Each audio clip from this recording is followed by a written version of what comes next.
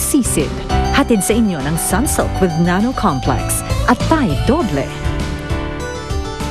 Mahal ko iyong dinggin, di na muling Ano? Ma, tinarantado ng lalaki yun si Eden. Hindi mo ba naisip na pagka lumaki ito, hindi makakabuti kay Eden? Pero hindi natin pwede hayaan lang siya. Isa pa, may sinabi pa siya kanina na may nag-utos lang daw sa kanya. Well, boss, kung gano'n, ako na bahala sa bagay na yan. Iwan mo na sa akin yan. I heard na nag-resign ka daw. Bakit? Ayoko na apektuhan o nasasaktan si Eden. I'd rather lose my job than hurt her. Simula ngayon araw na to, ayokong dumidikit ka sa asawa ko. Asawa? Kasal na kayo? Oo, Ahmed.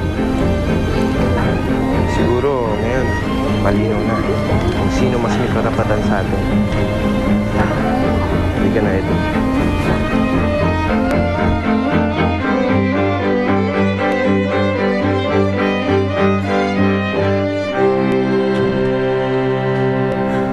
Are you serious, tita? Sig's giving up his job for that girl?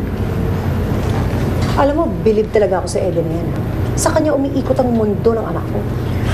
Paano na yan, tita? Sabi mo, pag nagpa-assign ako dito sa office, araw-araw kami magkikita ni Sig. Paano na yan? Siya na mismong lumalayo sa akin.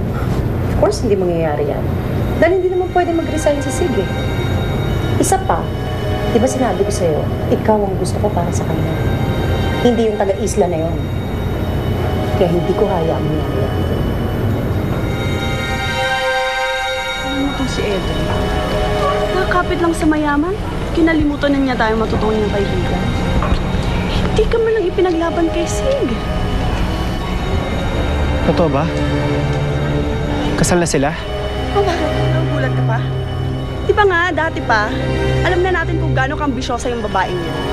Kaya nga tayo lalong nagkagulo sa isla Kasi, sumama siya dun sa mayaman. Kay Sig. Pabayaan mo na kasi siya. Hindi nga siya natuwa na nakita ka niya ulit Wala siyang pakialam sa'yo. Katulad ko. Miss kita. Wala akong pakialam kung kasal na siya. Gagawin ko lahat para makuha ko siya. Bakit ba nandito yun? Hindi ko alam.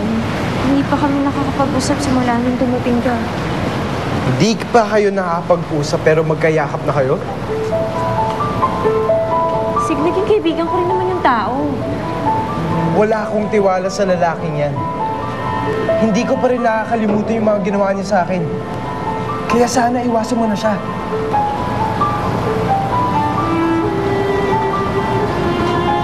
Tanggalin na natin yung mga tao nang gugulo lang sa atin.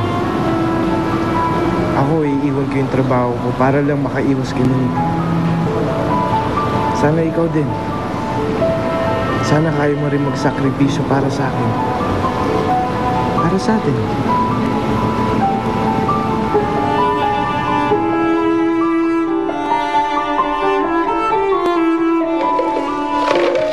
Pare, basta. Bumalik na ba si Ed? Sakali yung sinasabi mo? Kita na kami. Ayos. Yun naman pala Bakit mukhang Biyernes Santo ka pa rin?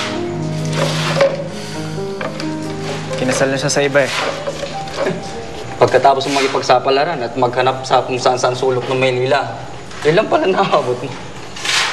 Naunahan ka pa ng iba, pa? Hawa ka naman, Chong. Pinagtatawanan mo ba ako? Gago ka ba? Pare, sila. Nagbibiro lang naman ako Meron na akong plano, Monique. Parang kailangan mong gayahin ang strategy ko.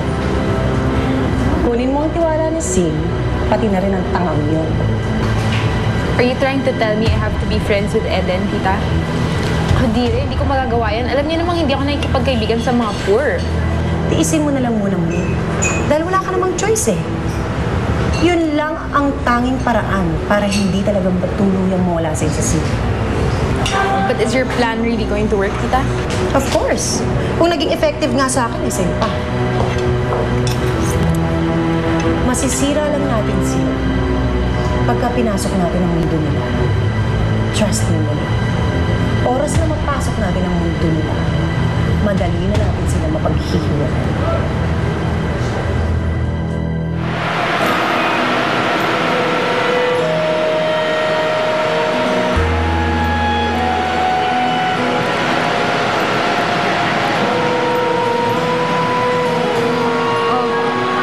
Bakit ganyan na naman yung mukha mo? Buwisit na lang yung babae. Bakit pa kasi hindi natuluyan yan? Bakit? Ano naman bang ginawa sa'yo nitong Eden na? Siya pa rin kasi ang gusto ni Ahmed. Hayaan mo na nga yan, Frida. Pasasan ba't babagsak din yung babae niya? Tandaan mo, malakas ang kinakapitan natin. Kaya sigurado ako mapapataod din ni Alona yan balang araw. Kaya dapat, hindi tayo magkamali sa mga susunod na utos niya. Dapat hindi tayo sumabit. Hoy! Frida! Ano ba? Nandito tayo para pahirapan yung babae niyan. Kaya imbis na nagmumukmuk pa dyan, kumalte ka na lang.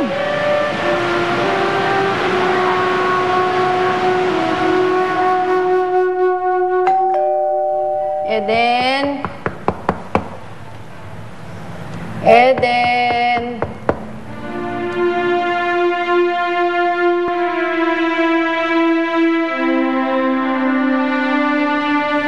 Ano ba yan? Dito may dinsidadaanan eh.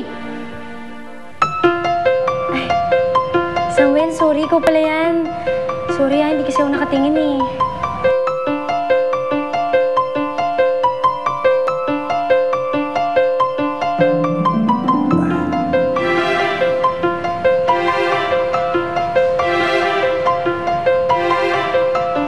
Anong ginawa mo sa glasses ko? Binasag mo!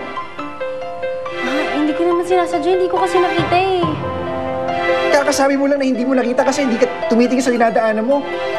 Oo nga, no. Teka, ibig sabihin hindi mo rin ako nakita. Kasi kung nakita mo ako, dapat iniwasan mo ko. Malas ko naman, oh! Paano ako magdadrive nito? Akin na nga. Sorry.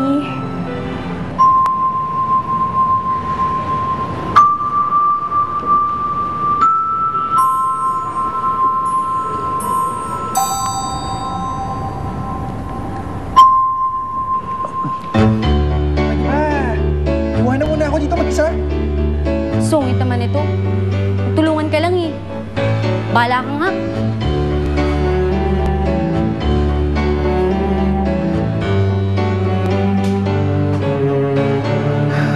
Samuel, Ano?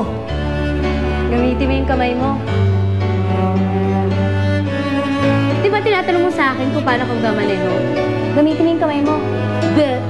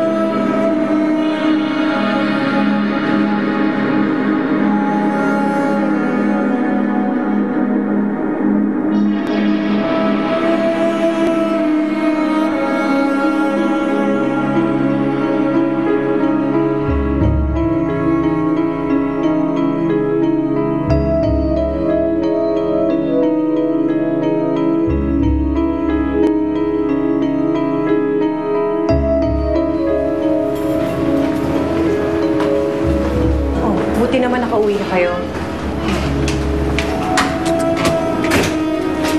Meron kayong bisita. Sino?